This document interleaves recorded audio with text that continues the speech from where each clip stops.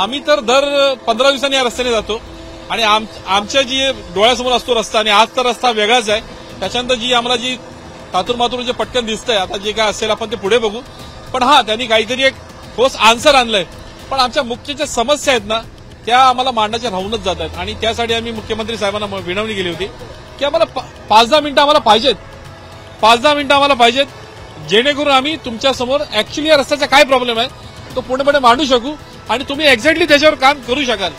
तरच हा रस्ता होणार आहे, अदरवाईज रस्ता होणार नाहीये. परत असं होणार की दौरे चाललेत आणि रस्ता हाय तसाच आहे. अशी अवस्था आहे की आम्हाला विचार करतोय की जे 458 कोटी मध्ये 471 किलोमीटरचा रस्ता बनणार होता, आज 6000 कोटी खर्च झाले तरी पण तो रस्ता बनत नाही. गेल्या गणपतीमध्ये पुन्हा आपल्या बांधकाम मंत्र्यांनी 445 कोटी खर्च केले तरी तो एक लाईन मार्ग का बनले नाही. मग ह्यांचा उद्दिष्ट काय आम्हाला कोकणकरांना समजत नाही.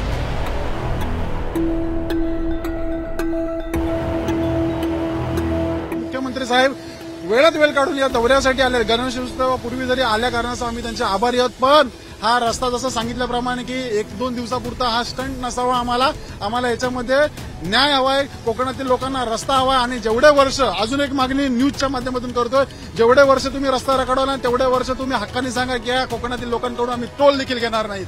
महायुती सरकारमध्ये मुंबई गोवा हायवेवरून कलगतुरा रंगल्यानंतर आता स्वतः मुख्यमंत्री हे मुंबई गोवा हायवेच्या पाहणी दौऱ्यासाठी निघालेले आहेत. ठिकठिकाणी रस्त्याची कामं तर सुरू झालेली आहेत, परंतु हा हायवे पूर्ण व्हावा यासाठी कोकणवासीय जे आहेत हे जनआक्रोश आंदोलन गेले कित्येक वर्षांपासून करतायत. यातलेच काही सदस्य आपल्या सोबत आहेत जे या ठिकाणी उपोषणाला सुद्धा बसलेले होते. आज मुख्यमंत्र्यांनी त्यांच्याशीही चर्चा केलेली आहे. नेमकं काय त्यांचं बोलणं झालेलं आहे आणि मुख्यमंत्र्यांच्या दौऱ्यामुळे तुम्ही समाधानी आहात का याबाबतचं त्यांची काय प्रतिक्रिया आहे त्यांना विचारूया. मुख्यमंत्र्यांच्या दौऱ्यामुळे डेफिनेटली आम्ही समाधानी आहोत की या महाराष्ट्राचा मुख्य व्यक्ती आज या प्रश्नाकडे लक्ष वेधून रस्त्यावर उतरलाय. ही फार जमेची बाजू आहे. आम्ही तर दर 15 दिवसांनी या रस्त्याने जातो आणि आमच्या जी डोळ्यासमोर असतो रस्ता आणि आज तर रस्ता वेगळाच आहे. त्याच्यानंतर जी आम्हाला जी तातूर जे पटकन दिसतंय, आता जे काय असेल आपण ते पुढे बघू. पण त्यांनी काहीतरी एक ठोस आन्सर आणलंय. पण आमच्या मुख्य ज्या समस्या आहेत ना त्या आम्हाला मांडण्याच्या राहूनच जात आहेत आणि त्यासाठी आम्ही मुख्यमंत्री साहेबांना विनवणी केली होती की आम्हाला 5-10 मिनिटं आम्हाला पाहिजेत. 5-10 मिनिटं आम्हाला पाहिजेत, जेणेकरून आम्ही तुमच्यासमोर ऍक्च्युअली या रस्त्याचा काय प्रॉब्लेम आहे तो पूर्णपणे मांडू शकू आणि तुम्ही एक्झॅक्टली त्याच्यावर काम करू शकाल. तरच हा रस्ता होणार आहे, अदरवाईज रस्ता होणार नाहीये. परत असं होणार की दौरे चाललेत आणि रस्ता हाय तसाच आहे. काय प्रमुख कारण काय जेणेकरून मला वाटतं या ठिकाणी हा रस्ता बनत नाहीये? कारण 18 वर्ष इतका मोठा कालावधी लागणारा हा भारतातला मला वाटतं एकमेव हायवे असेल. हो, एकमेव हा जरी रस्ता असला तरी एक आपल्या कोकण या महामार्गाचा एक रेकॉर्ड होतंय की ह्या महामार्गावरती गडकरी साहेबांना 2दा उद्घाटन करायला यावं लागतंय. तरी पण आता तुम्हाला रस्ता दिसतो बघा. त्या रस्त्याची बिकट परिस्थिती, फक्त माती टाकलेली आहे. मोठ्या गाड्या गेल्या, त्या गाड्या आता झाल्या. ह्या पाऊस जर पडला तर त्या ठिकाणी तो रस्ता दिसणार आहे, तर पूर्ण खड्डा दिसणार आहे. अशी अवस्था आहे की आम्हाला विचार करतोय की जे 458 कोटी मध्ये 471 किलोमीटरचा रस्ता बनणार होता, आज 6000 कोटी खर्च झाले तरी पण तो रस्ता बनत नाही. गेल्या गणपतीमध्ये पुन्हा आपल्या बांधकाम मंत्र्यांनी 445 कोटी खर्च केले तरी तो एक लाईन मार्ग का बनले नाही. मग ह्यांचा उद्दिष्ट काय आम्हाला कोकणकरांना समजत नाही. त्याच्यासाठी आम्ही सतत 2 वर्ष त्यांच्याकडे पाठपुरावा करतोय.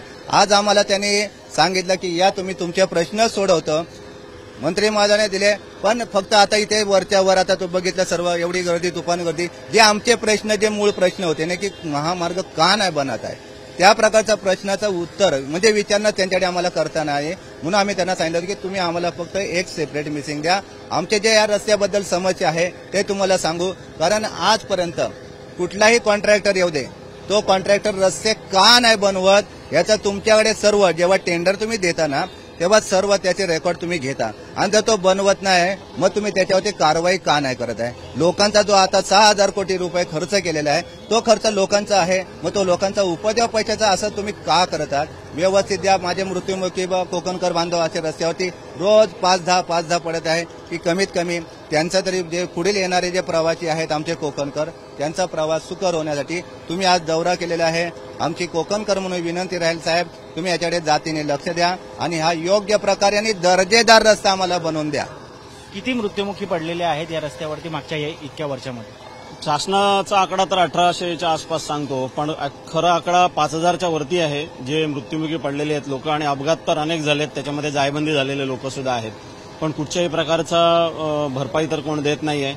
बाकी इतर आजार पण लोकांचा वाढताय तो तर वेगळाच आहे. आणि हा रस्ता प्रवासासाठी सुरक्षित झाला पाहिजे. म्हणजे आता आपण हा बघतोय रायगड जिल्ह्यातला पॅच, असाच पॅच पुढे संगमेश्वर पासून लांजापर्यंत पण आहे. तिथे परिस्थिती याच्यापेक्षाही वाईट आहे. तिथले अनेक ब्रिज अजून बाकी आहेत, फ्लायओव्हर बाकी आहेत, नद्यांवरचे ब्रिज बाकी आहेत. परशुराम घाटाची परिस्थिती तर आपल्या सगळ्यांना माहितीच आहे. दरवर्षी 3 वर्ष ब्लॉक घेऊन तो बनवतायत, पण तो खचतोय कारण तो मातीने बनवण्यात येतोय. कशेडीचा बोगदा आपण बघतोय, अजूनही एकच लेन चालू आहे. मागच्या वर्षी गणपतीच्या वेळेला त्यांनी उद्घाटन केलं, अजूनही दुसऱ्या लेनचं काम पूर्ण नाही झालं. ते कधी पूर्ण होणार आणि ते सुरक्षित कधी होणार आमच्या प्रवासासाठी, हा मुख्य मुद्दा आहे. ह्याच्यासाठी यांनी कालबद्ध प्रोग्राम दिला पाहिजे, दर महिन्याला त्याचा आढावा घेतला पाहिजे. असं नाही की एक तारीख दिली वर्षभरात आम्ही पूर्ण करतो, कसा पूर्ण करतो, दर महिन्याला त्याचा रिव्ह्यू झाला पाहिजे, बारचार्ट दिला गेला पाहिजे, त्याच्यानुसारच काम झालं पाहिजे. एकदम वर्षभराने तुम्ही परत रिव्ह्यू घ्यायला आल तेव्हा परिस्थिती जैसे तेच असते. हे व्हायला नको म्हणून आम्ही मुख्यमंत्री साहेबांकडे त्यांच्याकडे पाठपुरावा करण्यासाठी समिती बनवा असा आग्रह आहे आमचा. त्यानुसार हा मंथली ऑडिट झालं पाहिजे या रस्त्याचं. जर समजा 50% त्यातलं काम झालं असेल कमिटेड तर तेवढं झालं, आणि उरलेलं का नाही झालं हे दर महिन्याला त्यांनी बघितलं तर होईल. हे अशा प्रकारचं गणपतीपूर्वी प्रत्येक वेळेला करून वाटत नाही की फार काही हातात लागेल त्यातून आपल्याला. कोर्टाने सुद्धा फटकारले, डेडलाईन दिली, ती पण पूर्ण होत नाहीये. अपेक्षा आहे की हा रस्ता कधी पूर्ण होईल? आम्ही तर होप पॉझिटिव्हली आम्ही करून घेण्याच्या मार्गानेच आहोत. जनाक्रोश कमिटीची घटना जी झालेली आहे आम्ही खरोखरच यांच्या मागे लागून, अगदी ऑफिसर असू द्या, PWD, NHI, सर्वांच्या आम्ही मागे लागले गेले 2 वर्ष. आता आम्ही डायरेक्टली मुख्यमंत्र्यांपर्यंत पोहोचलो, कारण आम्हाला मुख्यमंत्र्यांपर्यंत भेट सुद्धा मिळत नव्हती. या आंदोलनामुळे 15 ऑगस्टच्या आम्हाला मुख्यमंत्री आज स्वतः आम्ही मुख्यमंत्र्यांना रस्त्यावर उतरवले म्हणायला गेलं तरी हरकत नाही. हे जनाक्रोश समितीच्या आंदोलनाचा प्रभाव आहे की महाराष्ट्राचे मुख्यमंत्री एकमेव पहिल्यांदा या मुंबई गोवा महामार्गाची पाहणी करतायत. कुणाला माहिती नसेल पण ही तुम्ही नक्कीच सर्वांना पोचवा की मुंबई गोवा महामार्गाची पाहणी जनाक्रोश समितीच्या 15 ऑगस्टच्या आमरण उपोषणामुळे आज करावी लागते. 15 ऑगस्ट ही वस्तुस्थिती आहे. उपोषण चालू झालं. 16 ऑगस्टला मुख्यमंत्र्यांनी फोनद्वारे व्हिडिओ कॉलवर चर्चा केली 7 मिनिटं, आणि 17 ऑगस्ट पासून ह्यांचे जे झारीतले सगळे शुक्राचार्य होते ते एकमेकावर कुरघोडी करायला चालू झाली. मग त्यातमध्ये रामदासभाई कदम असतील आणि चव्हाण साहेब असतील, त्यांचं सगळं तुम्ही न्यूजवर आणि पेपरमध्ये रोज बघितलंच असेल. एवढे वर्ष हे लोक कुठे होते? तुम्हाला वाटत नाही फक्त या राजकीय कुरघोडीमुळे आणि येणाऱ्या आगामी विधानसभा निवडणुकीमुळेच हा सगळा प्रपंच करावा लागतोय सरकारला? बरोबर आहे. मुख्यमंत्री साहेब जोपर्यंत कालबद्ध याचा प्रोग्राम ठरवत नाहीत, वर्ष 6 महिने जे काय त्यांना योग्य वाटत असेल कॉन्ट्रॅक्टरना आणि त्यांच्या संबंधित विभागाला, त्याप्रमाणे कालबद्ध कार्यक्रम देत नाहीत तोपर्यंत हे असंच चालू राहील असं वाटतंय. याला कुठे काही अंत नाही. दरवर्षी गणपतीला आम्ही असंच जात राहणार, हे येऊन व्हिडिओ होणार, असंच चालू राहील. पण आमच्या कोकणकरांचा जीव नेहमी धोक्यातच असणार आहे. साहेब साधारणतः ऐका ना, साधारणतः पलसपे टू माणगाव आणि माणगाव टू पलसपे 132 खड्डे होते आणि ते मागील महिन्यापासून होते. त्याची आम्ही PDF बनवून संबंधितांना आम्ही सर्वांनी पाठवली. त्याचा पाठपुराव्याने बसलो. आज जेव्हा हे पकडा तुम्ही, आज जेव्हा मुख्यमंत्री साहेब दौऱ्यावरती येतात तेव्हा रातोरात खड्डे भरले जातात. त्याच्यानंतर ज्या प्रश्नासाठी त्यांनी मीटिंग घेतली होती सह्याद्री अतिथीगृहावरती, ते जे चांगले रस्ते बनवल्यानंतर त्याच्या बाजूला पडलेला माल वगैरे म्हणजे खराब असतो तो देखील ते बाजूला काढत नाही. ही अशा पद्धतीची कामगिरी होत आहे आणि ह्याच्यावरती कुठेतरी थांबा आला पाहिजे. म्हणजे जे आता जर आपण पाहता की एका कामगिरीसाठी अधिकारी किती लोक काम करायला येतात, मग हे अधिकारी AC मध्ये बसून राहिले नाही पाहिजे. त्यांनी त्यांची जबाबदारी निभावली पाहिजे. तर जर त्या संबंधित अधिकाऱ्यांनी जर त्यांची जबाबदारी निभावली ना तर संबंधित मुख्यमंत्र्यांना दौरा करायची गरज नाही पडणार नाही येत्या काळामध्ये. ही नोंद घ्या, कारण की जो त्यांचा अमूल्य वेळ आहे तो त्यांनी चांगल्या कामासाठी सहकार्य केला. तरी पण देखील मुख्यमंत्री साहेब वेळात वेळ काढून या दौऱ्यासाठी आले. गणेशोत्सवापूर्वी जरी आल्या कारणास्तव आम्ही त्यांचे आभारी आहोत. पण हा रस्ता जसं सांगितल्याप्रमाणे की 1-2 दिवसापुरता हा स्टंट नसावा. आम्हाला याच्यामध्ये न्याय हवाय. कोकणातील लोकांना रस्ता हवाय. आणि जेवढे वर्ष, अजून एक मागणी न्यूजच्या माध्यमातून करतोय, जेवढे वर्ष तुम्ही रस्ता रखडवला तेवढे वर्ष तुम्ही हक्काने सांगा की या कोकणातील लोकांकडून आम्ही टोल देखील घेणार नाहीत. ही देखील आमची मागणी असावी. धन्यवाद. तर आपण पाहतोय या ठिकाणी कोकणवासियांच्या अतिशय तीव्र अशा भावना आहेत या प्रलंबित कामामुळे. आणि त्याचबरोबर येणाऱ्या विधानसभा निवडणुकीच्या पूर्वी हा मुंबई गोवा हायवेचा जो खडतर रस्ता आहे हा महायुतीला सुद्धा खडतर पद्धतीनं त्या ठिकाणी विधानसभेचा मार्ग सुकर करून देईल का हे सुद्धा पाहावं लागणार आहे.